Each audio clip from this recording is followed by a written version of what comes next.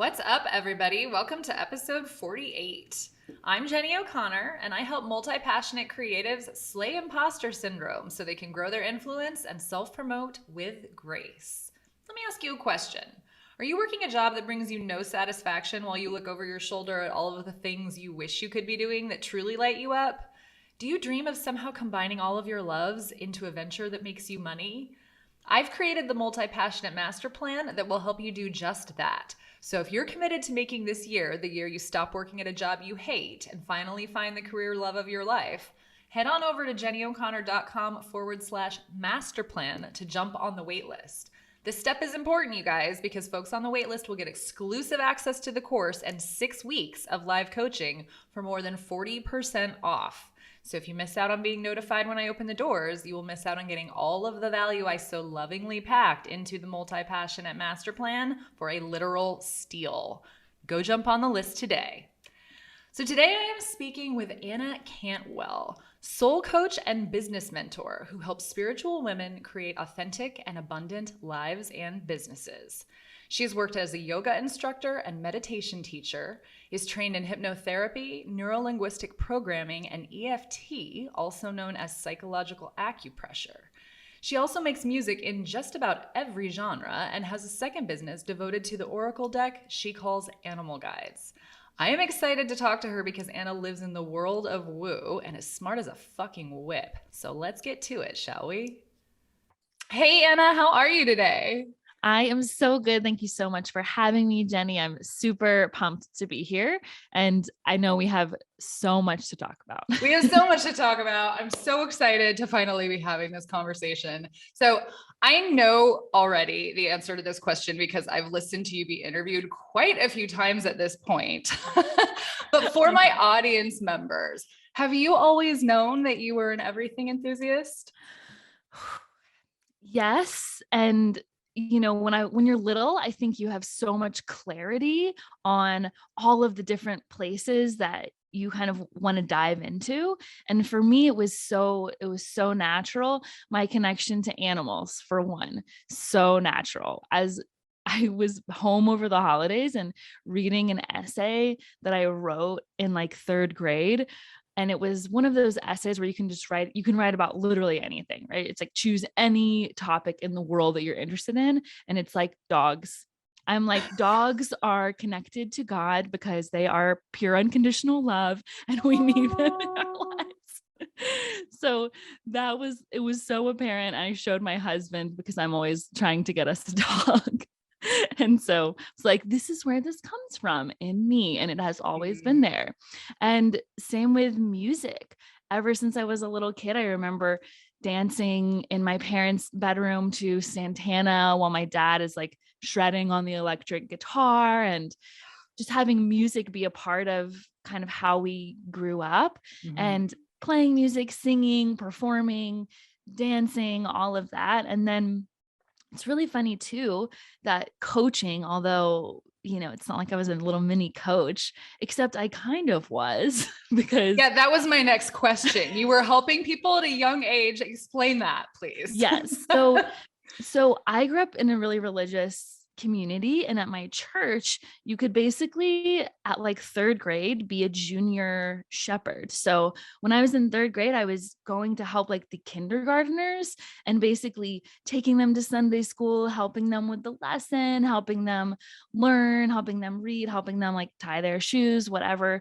And I was always kind of in this like caretaking guide role, even though I was the youngest in my family. I'm the youngest of 4. So I was never taking care of little siblings, but I feel like as early as like 12, I was babysitting, caring for younger kids. So I was always kind of caring for kids. And then in that role specifically, it was really about like Bible study. And at that stage, Bible study is basically just reading, learning, and reflecting on yourself, right? So I continued that all through middle school, high school. So any opportunity, like in middle school, it was for like the early elementary. In high school, it was for the middle schoolers. So I was really always in that kind of facilitator role, I was also really early on a tutor.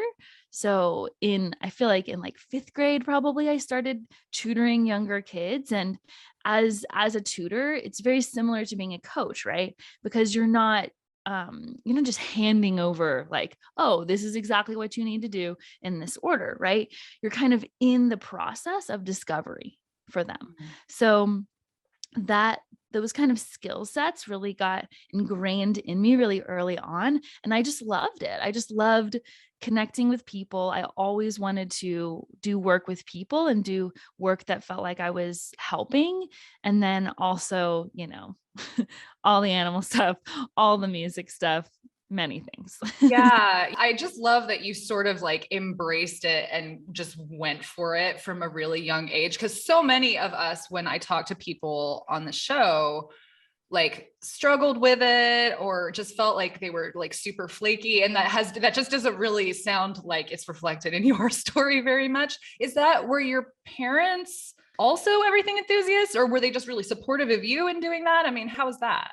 Yeah, I think they definitely have a lot of passions. I think kind of their main passion definitely translated, which is they have a nonprofit. So they kind of honed their work as they went on, but they also studied psychology. So there was definitely some of that background of learning about how people learn and what makes people tick and that kind of thing. And then, obviously we had very much religiosity kind of infused into everything we did, but they encouraged us. Definitely. I played several different sports, although mostly like one sport.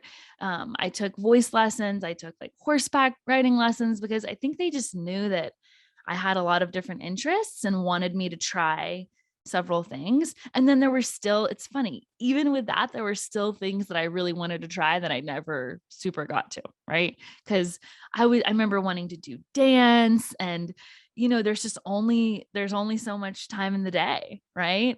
Yeah. So at some point you have to make a couple of choices to narrow it down. But I think I was always really internally motivated and they respected that.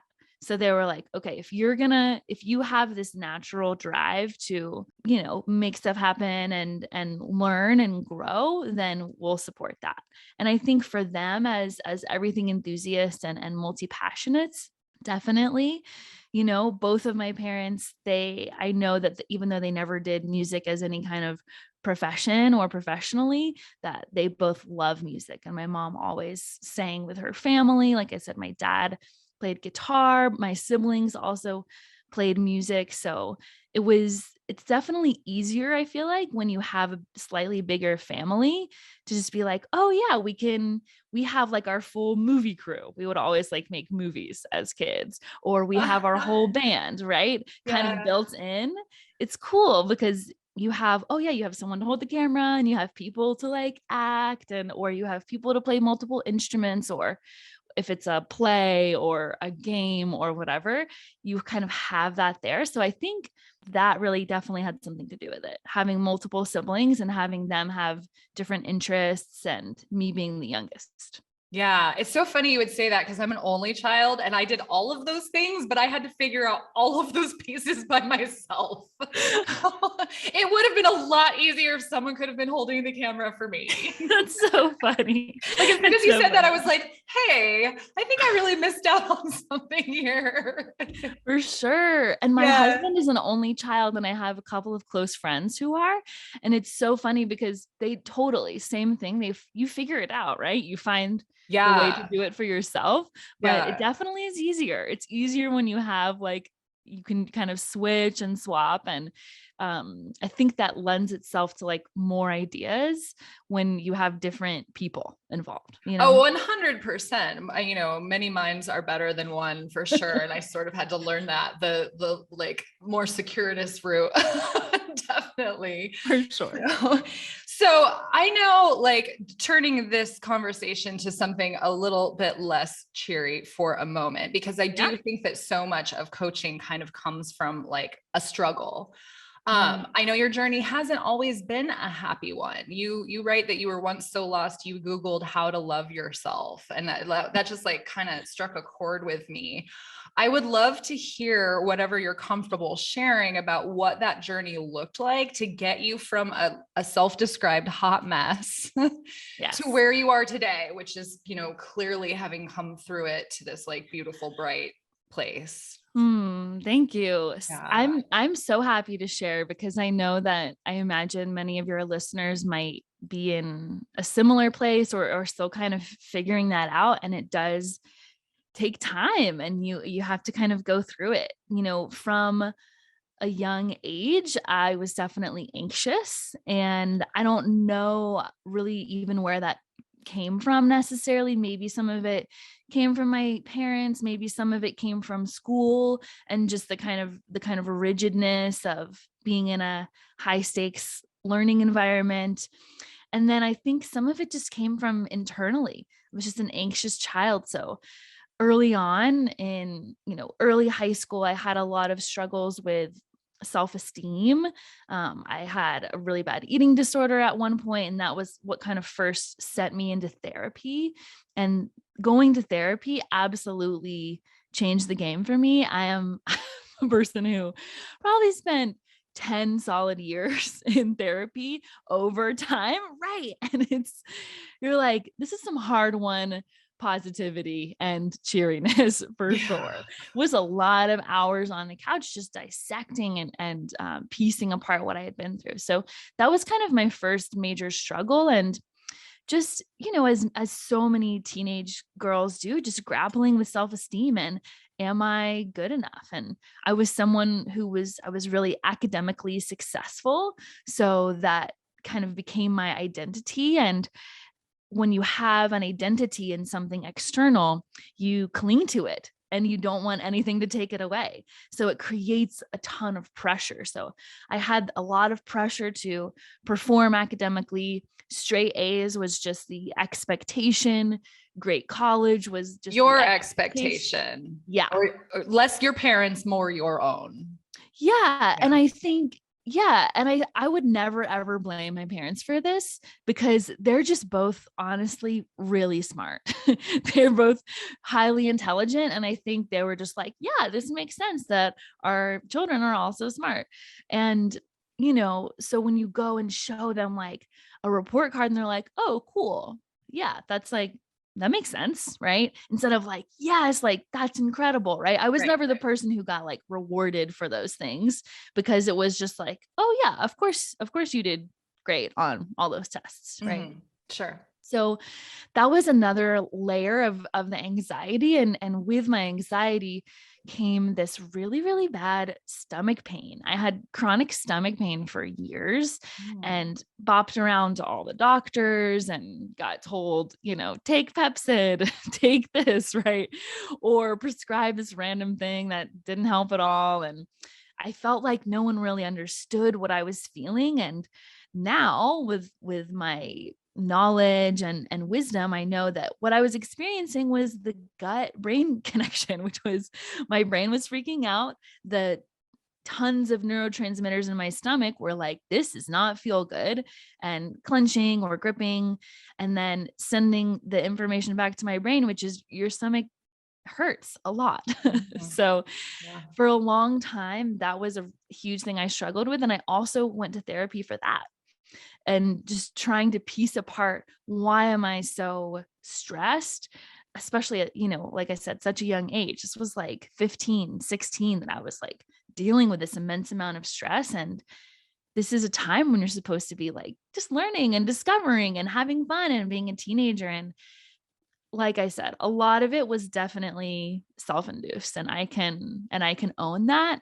And the environment that I grew up in, there's a lot of smart kids. There was a lot of value placed on kind of performance, right? And being successful.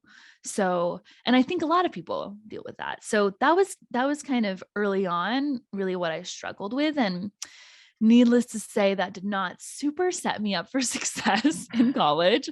I was academically prepared, but I was not socially, emotionally prepared for going to a huge school. I went to the University of North Carolina, and there I was totally fine academically handling kind of my workload, but I was also a work study student. So I was on scholarship. I was working at at the most 3 different jobs to pay for everything, to earn my scholarship, that kind of thing. And then added on top of that, I had several experiences of sexual assault during college, 3.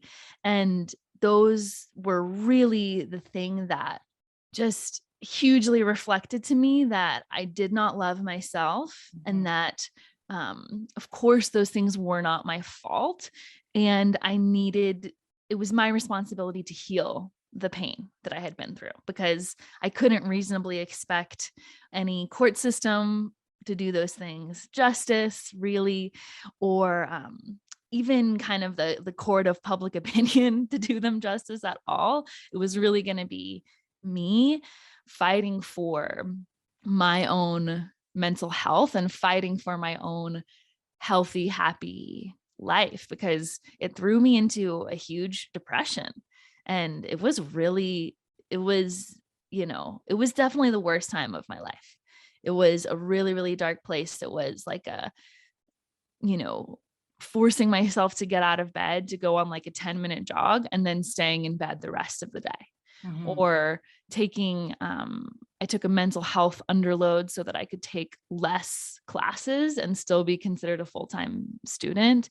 And once again, more therapy. And it was around this time that I started discovering the body's connection to trauma and how we store trauma in our body, and how we can actually also release trauma that we have stored through our bodies, through things like physical exercise, dance, yoga, all of that great stuff. So I started to kind of dip my toe. And when I left college, I had to make a decision that I was going to leave this just in the past. I had to. To me, yes, it was a choice. And to me, it was the obvious choice. Do you want to let this bring you down for any more amount of your young life? Or do you want to persevere and create a beautiful life for yourself? So I moved away. I moved to Houston. I was like, I need to get far, far from this place with all these traumatic memories. And when I was there, I was a school teacher, and I thought, you know what, I'm just going to throw myself into working full time and getting a master's degree. So there was definitely a part of me that I was really conditioned to just struggle and kind of make things as hard as they could possibly be and overcommit and do way too much. Yeah. I don't know if anyone else feels like they do that ever, but that was my MO. I swear. It was like, how can I make life so hard for myself? Yep. So that was a whole other just slew of challenges. It was living on my own for the first time, living in a huge city for the first time, being in charge of 36 14-year-olds at 22 is really wild. And it was so stressful that I had to just recognize that I cannot do this. I cannot choose to dedicate my life to something that is going to just slowly deteriorate my physical and mental health. Because, the conditions for teachers, school teachers, and I feel like almost anywhere are terrible. You don't have supplies, you don't have support. The pay is awful, right? So the workload, awful. It's unbelievable the amount of work that you're doing. And I was going to night classes and weekend classes and had my own studies to do. So it really, really showed me that you're going to have to make a choice to do something better for you so that you can be better for whomever you're working with. Because I definitely noticed when I was stressed, it impacted my students. And that was most of the time that I was really, really stressed. So I remember one day and I kind of felt like, what's the plan, Anna? Is the plan just to kind of ride this out and to just teach in Houston for the rest of your life? Because what it's looking like right now is you have no social life, you have no creativity, but you have all these desires to be creative and to do other things. And to remind you of how unfulfilled you feel, right? yes, Yeah. literally constantly, right? And feeling like, am I even making an impact? Am I even doing anything for these kids, right? And I say kids, they were high schoolers, Right. and it's still like they're your kids. Sure. So that question and that moment really got me thinking. And the one big change in Houston was I started going to yoga. I was going to yoga at this amazing studio regularly. And that was kind of the only thing that I was doing for myself to keep it together, to keep my mental health intact, to keep my physical health intact. And at the studio, they had these really cool 40-day challenges where you would commit to doing yoga 5 to 6 times a week. And there was like fun prizes, but there was also these weekly meetings where they would have what I didn't know, it was coaching, but it was like inquiry, right? So they would have you list out your goals, or they would have you kind of question, where do my beliefs about this part of my life come from? Or how can I put more energy into different areas of my life that I just didn't have any energy to focus on because I was so consumed with my work and my school. And that's kind of the thing that started sending me in this direction of, wow, maybe I could actually do this whole yoga, wellness, help people thing. And I saw the difference in me that through yoga, my body, I got to reclaim my own power over my body, which is the whole issue with sexual assault, that you lose this ownership over your own body. So at that time, there was a teacher at my school who actually taught yoga to kids, which was amazing. And she introduced me to this couple who had a yoga teacher training for school teachers. And it was funded by a nonprofit. They were incredible. And they invited me to a yoga class just to come check it out. And when I went, I was blown away. And I thought, okay, whatever those people are doing, I want some of that. I need some of that peace of mind. They're out here doing yoga for people, helping people feel better in their bodies, really, really making an impact. And also they look pretty healthy and happy themselves too. Like they're not making an impact at the cost of their own mental health or well-being. And that was really cool to me. So I signed up for the yoga teacher training. I was totally terrified. And at this time I was really feeling the pull to move to California. I had always wanted to live there. It had always kind of drawn me, and really for, of course, obviously, the amazing weather, right? It's so beautiful here. And because people are just a little more attuned to wellness out here. It's just a little more common to find, certainly more than Texas, I want to say.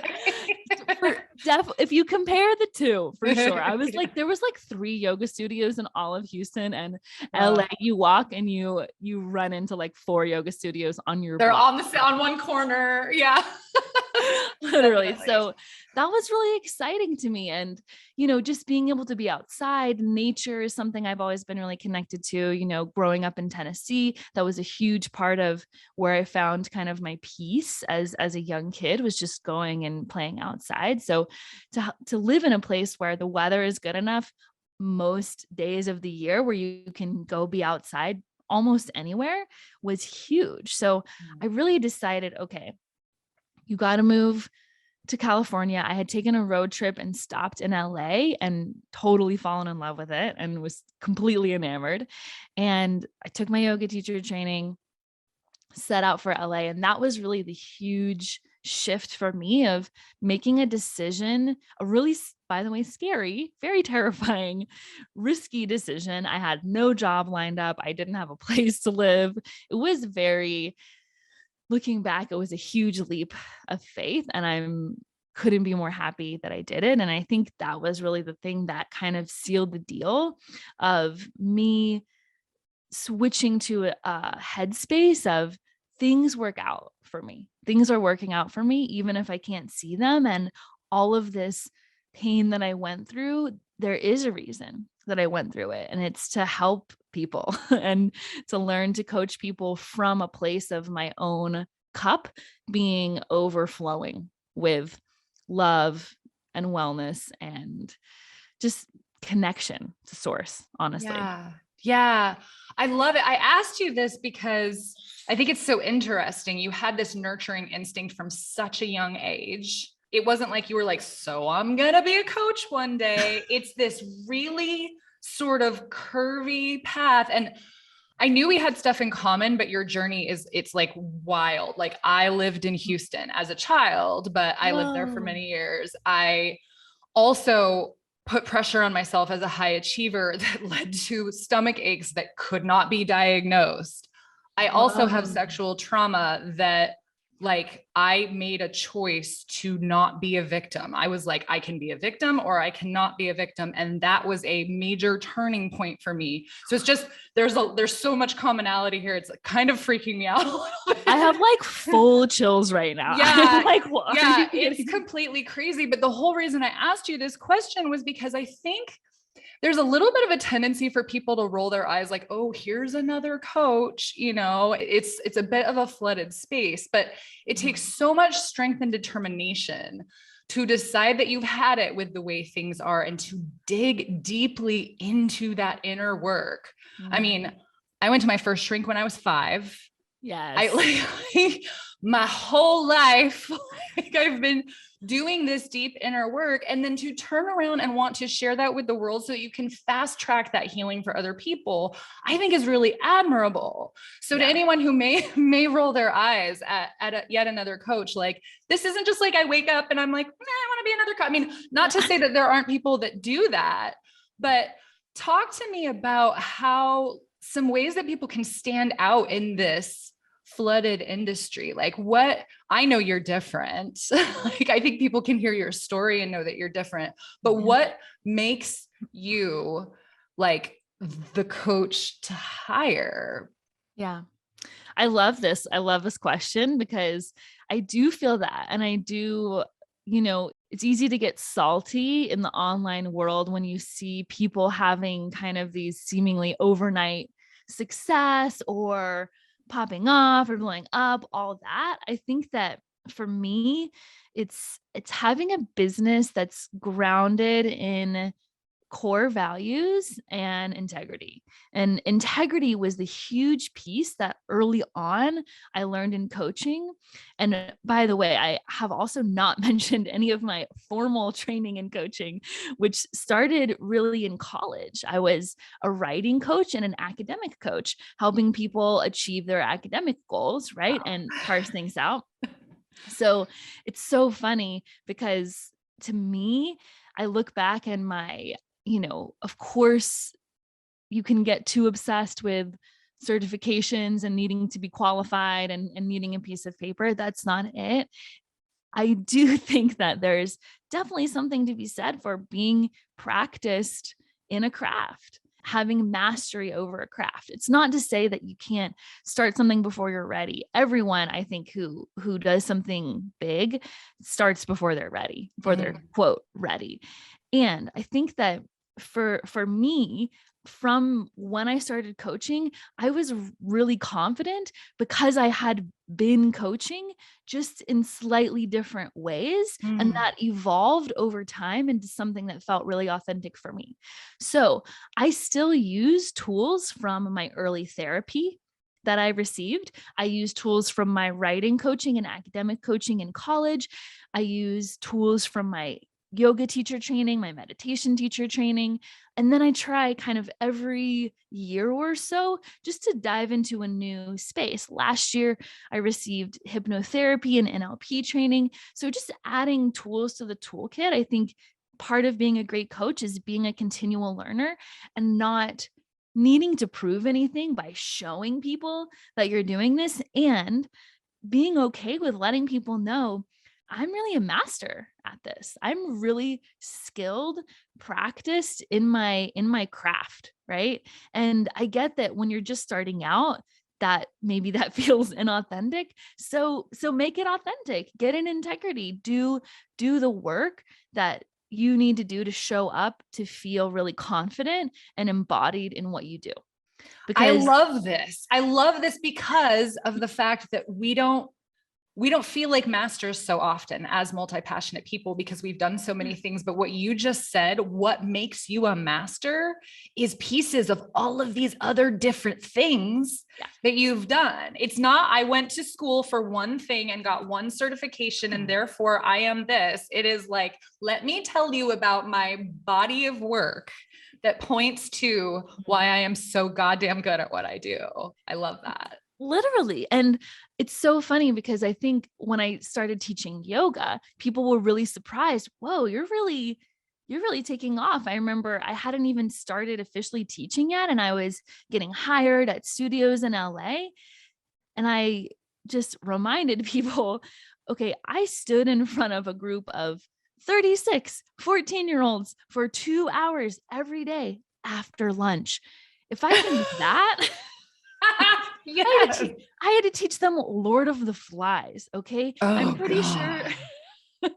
I'm pretty sure I can teach like, I don't know, 15 people who literally paid to be here who are so excited to learn some yoga poses. For sure. I can do that. So Yeah. it was really, and this is something I feel like this is kind of at the root of everything we're talking about, is just highlight transferable skills. Yes. That there's skill sets that have nothing to do with a particular industry or field and that really cross over because, all through college I was a waitress and all of those people skills, right? Just learning to read people and be with Bartender. people. Yeah. Yes. I am It's so good at useful. relationship building because of being a bartender for 20 years. It's incredible. And Yeah. it's so funny because there's no linear path that's like, well, first you should be a bartender and then you should be a school teacher and then you should Right. be a this, right? Right. It's taking what is really happening, which is just your organic life's journey and you following those passions, right? Yeah. Or following necessity, right? I'm like, I wasn't a waitress just for shits and giggles. Like I Right. had to pay bills at that time, Sure. But it's being able to reflect on those things as these are my superpowers, which is not always so easy. I think that we see this like super diverse resume and we think, oh my God, I'm a flake or a dilettante, or I can't figure out my shit. And it really is no. If you sit down and look at this as like, these are the things I have learned from this, which is why I am so good at the thing I am doing now. But it takes a little bit of a mental shift to get to that place, I think. Yeah. Definitely. And it's not really the popular way of looking at it. Exactly. Right. It's like you need a Yeah. consistent resume Sure. with a lot of this in a certain industry. And as someone who think I'm very grateful that I have not had to use a resume in years. Yeah. Um, Same. it was just always like, what can I do to just be totally working for myself? And for some people, that is not the case and they don't need that or they require something different for their life. And I really, really felt strongly, especially after my experience as a school teacher. It's like, I need to be in charge of my schedule. I need to be the one that I'm answering to. And it took a little time to get there, right? For a while, I was in LA. I was teaching like 20 yoga classes a week all over, driving my little beat up Toyota Camry from Pasadena to the Palisades, literally the whole city. And I was still tutoring kids for a while to make money. I was editing dissertations, which was another skill that I had from college that it just helped me fill in the money gap while I transitioned to working for myself and in a place, especially going from, Houston cost of living to a place like LA cost of living was a huge leap. And I just knew this is going to take a little bit of time, and there's going to be a time when I'm going to not tutor kids anymore. And I'm just going to be doing yoga, meditation, and coaching. And then there's going to be a time when I kind of start to peel back some of these yoga classes so I can get a little bit more of my time back and build. And it was just a slow build. It was definitely not an overnight, like instant thing. And that's a huge part of what I bring to my coaching clients, which is this is not about a golden ticket, like magic pill, one moment transformation. This is about a series of empowered decisions that build a life that you're in love with over time. Yeah. Yeah. It's for us, it's so much of a layering a new thing on, taking away a thing. So Yes. let's talk about that. Talk to me about your music. So that song that you did the acapella version of with your husband. Yeah. I have like, it's a cute song. It's just I've never connected with it. But when I saw your video, I am very moved by creative things. So I was like watching it and like crying like a weirdo. Oh my God. I go to musical theater productions and I sob, and people look at me like I'm a lunatic because I used to be in musical theater. I know what goes into it. I was a costume designer. That's what I majored in college. So like, I'm just moved by this stuff. So I was like watching your thing and I was like, this is magnificent. I'm going to put a link to it if I can in the show notes, because I just think everyone should see it. It's the fucking cutest thing I've ever seen. But like, so you get to do that stuff with your husband, which is so cool, but you also play instruments. Are you learning the flute? Did I read that? Yes. I received as a wedding present this just incredibly beautiful, like handcrafted Native American flute. So we're working on that. I started in Houston playing the ukulele because this is a great story. I had zero money. I was so broke. I was getting paid horribly when I lived there. And I also was paying for grad school. So I was just about as broke as it can get. And I had $50 left in my checking account, nothing in savings, knew that my next check was coming, but I made this decision one day, like a lunatic, to use my last $50 to buy a ukulele. I was like, I need some fucking joy in my life, and I'm sick of putting my joy on the back burner. So you know what? This money is going to buying a ukulele, and it's going to be cute, and it's blue, and it has a dolphin on it, and I still have it.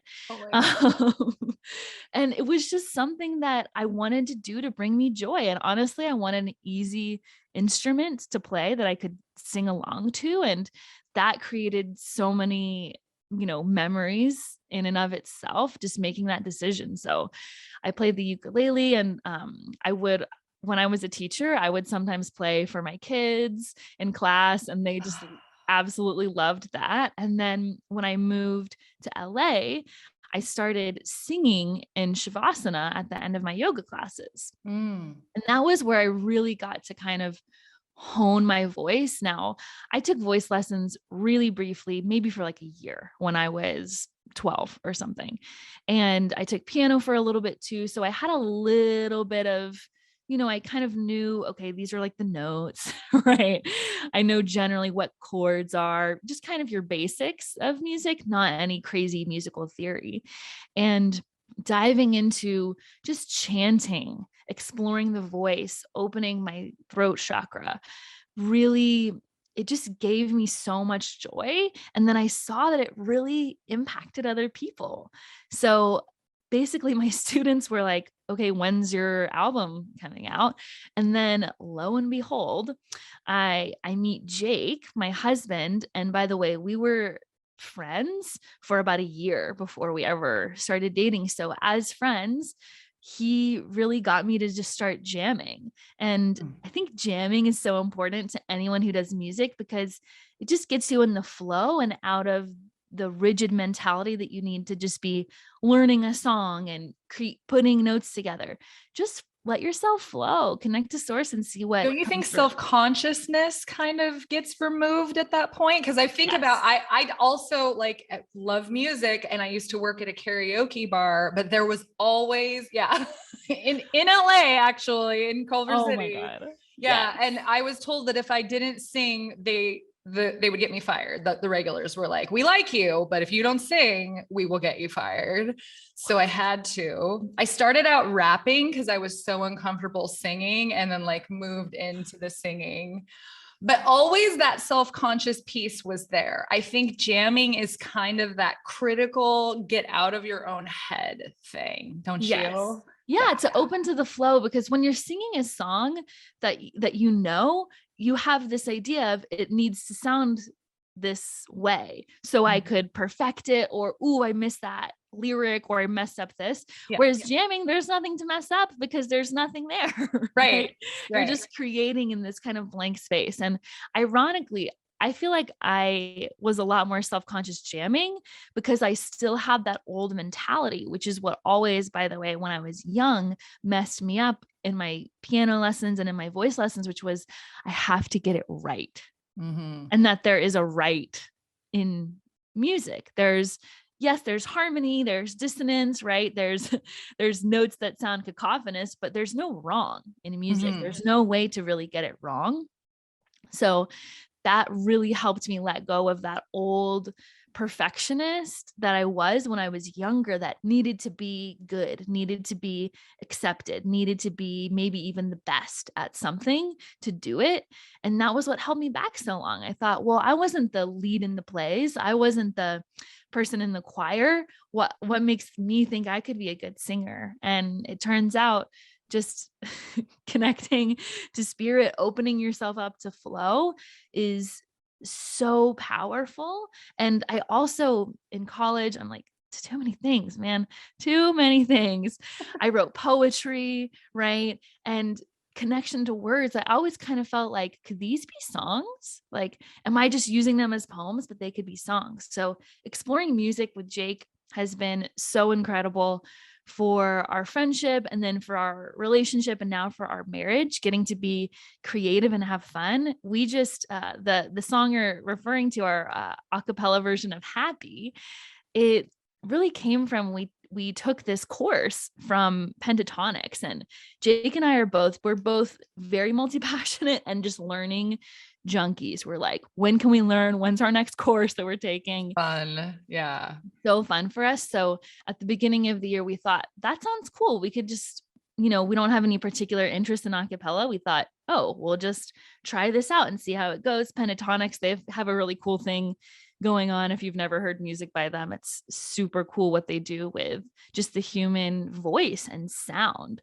So we tried it on. We had the sort of assignment of picking kind of an up-tempo song for the first one, an up-tempo, more like pop sounding song. And I've always loved the song Happy, and do have a really deep connection to it. If you can imagine just me, like I said, in my beat up, bless her heart, Toyota Camry, windows down, just blasting Happy and singing it to myself, like in bumper to bumper LA traffic, where everyone is amazing image.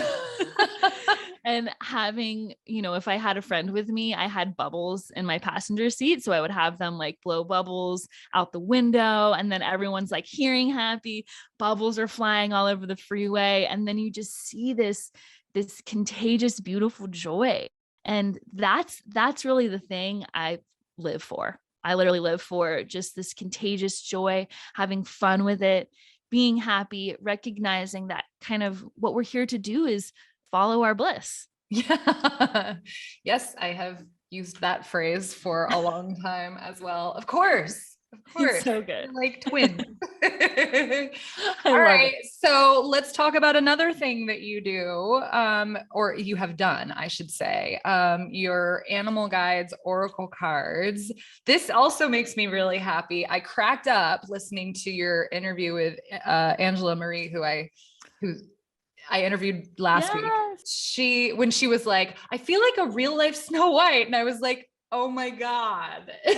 Yes. I'm finding all of my people right now. Absolutely the same. I was camping last summer. I have to get out of the desert in the summertime, as I'm sure you can relate to. It's a little cooler where you are, but not much. Yeah. And I just drove to Wyoming because there were fires everywhere and I wanted to go somewhere where there weren't fires. And I accidentally found this magical place in Wyoming that I don't even know if I can get back to. Honestly, people were like, how did you find this place? Like, why are you here? Because they could see that I was from California on my license plate. And I was like, honestly, no idea. It was just one of those serendipitous accidents. And there were 17 campsites in the little place where I was. And every single person that walked by was like, why are all the butterflies here? There's no butterflies anywhere else. And like so many people mentioned it to me that finally I was like, okay, this must be a thing. But I also know that that's a thing. Like that has happened to me so often throughout my life. So that is your story as well. You can talk to them and stuff, right? Yeah. I mean, when I was little, I felt so connected to animals. And, it's like the kids and puppies thing. Like there's an element of you're kind of on the same level as a child. Yeah. And then I just didn't understand that these weird things that happened didn't happen to everyone. Mm-hmm. I was like, oh, you didn't just like hear that fawn crying in the middle of the morning and like go out to save it, or like your family didn't like rescue like random birds that you just found, or like, I don't know, I don't know. I remember one time when I was really little, I was probably in like first grade or something. And I was just in the yard and I found a worm snake, which is like literally a tiny, tiny snake. It looks like a worm. And I was so excited about it. I freaking was obsessed with snakes when I was a kid because I was super normal. And I brought this worm snake in for show and tell because I was freaking so excited. And I was like, all of the things, like obsessed with the crocodile hunter, like had the whole basically zoo of stuffed animals. And then, when we finally when we got a dog and pets, like just obsessed with them and so connected to them. And I mean, the stories are insane. Probably my favorite, or the one that I tell a lot, is I was like maybe 10, 8, sitting at the kitchen table, looking out into the garden. And we had this huge bay window, and a hummingbird just like smack against the window and fell into the dirt. And I'm like, no way, not on my watch. This hummingbird is not dead. So I run outside. It's like lying in the dirt. And I just like do the only thing that is natural to do, which is take your index finger and give it little tiny hummingbird chest compressions. And it literally 20 seconds later buzzes back to life and flies away. And I am like, what just happened? Mm-hmm. So wild. And it just didn't occur to me that that was like an odd thing or like a standout experience. Like it took a lot of people to tell you like, oh yeah, all the butterflies are over here, for you to be like, oh, this is different. So as I grew, I didn't understand that connection for a long time. And when I moved to LA, I think I just started to meet people who were just a little more open-minded, my like Tennessee, North Carolina, Texas, not exactly the most open to the woo open-minded places that I've ever been. I mean, sure. People, there's people everywhere, of course, right? And you find those connections, of course, of and synchronicities of really cool people in unexpected places. But I think LA really gave me the permission to kind of open up to this connection. And one day I was in the pool, and by the way, I was in the pool in Echo Park in the middle of, almost next to downtown. Right. And no one is around. It's the middle of the day on Tuesday. And I just hear a tiger roaring. And I'm like looking around and I'm like, does someone have like their window open and they're like watching a tiger documentary? Like and I'm just looking, and then I'm like, cool. Okay. We're at the place where we're just hearing animals in our heads when they're not here. Yeah. And that kind of let me know, okay, let's lean into this connection. And really soon after, I was at a friend's house and she pulled out her medicine cards, which is an incredible deck. I know a lot of people are familiar with this one. It's kind of the OG animal medicine deck, and it's so beautiful. I immediately blew my mind. I remember the first card that she pulled for me was the horse, and I had always been really connected to horses. My mom grew up with horses, and I had always had this kind of vision of horses when I imagined certain things, especially, they're tied to freedom, right? Power. So when that happened, I immediately, the cards found me. Someone at my yoga studio really soon after that gifted me those cards. Shout out to Sally who gave those to me. Thank you, love. And I got obsessed with them. I just started pulling them every day. Anyone who I could find who would let me, I would be like, can I please pull an animal card for you? So very soon I had the entire book memorized, obviously. And I just started to read more about this. I read an amazing book called Animal Speak. And this was at my yoga studio. I was working at the front desk, one of the many other jobs that I did to kind of fill in the gaps. And when you work at the front desk at a studio, you check people in for class and then you sit there for a while, right? Or you I don't know, clean stuff up. Mostly you're sitting there. And I was just reading books. So people would go into class. I would just read for an hour. They would come out. The next class would come in. I would check everybody in. And then same thing, I would just read. So I would get this time to read. And that's something I would recommend to people if you're multi-passionate and you have to kind of have job to just make ends meet. Get a job where you can be learning, right? Even if it's something that you're not totally interested in, do something where you're getting paid to learn. And, like I said, during that time, I learned so much about connection to animals, animal communication, animal spirit communication. And it just changed the game for me. So I started just telling people I'm going to have my own deck one day. Started just telling people that. That's the thing I like to do, to kind of just put myself on the line for something and challenge myself. So I told everyone. So by the time that, this is a whole other crazy story, I don't even know if we have time to get into, but one of my clients who had been seriously mentally unwell and suffering was an incredible artist, and she was really connected to animals. And I had done a lot of work with her over probably 2 years, working on meditation and just the deep inner work of coaching someone's soul. And in that time, she had rediscovered her love for art. And I just knew, I was like, she is the perfect person to do this with. I know she's going to just knock it out of the park, because of the many passions I have, visual art is, it's just not one of them in terms of my own skill set. So maybe someday. But I was like, she could really do this. She could really knock it out of the park. So it had been coming up and coming up. I think it's time to do this deck. I think you've learned a ton, you've studied a ton, you've connected yourself a ton to the animals, and they're starting to kind of knock, tell our messages. I was walking in the park and having a ladybug land on me and stay there for hours and being like, okay, and just talking to it and being like, what do you want to tell everyone? So the messages started coming through. I talked to Lissa and said, I want you to be my 50-50 partner in animal guides. And I want to share a deck with people that will help them recognize their own connection to animals that's already there, establish a connection to the earth, to nature, to animals, that can allow them to reflect on their own life, and then just gain the spiritual wisdom that they have for us. They have so much wisdom that I think we ignore because it's like an ant or like a sparrow or a butterfly or a lizard or whatever. And I think it's easy to brush it off, right?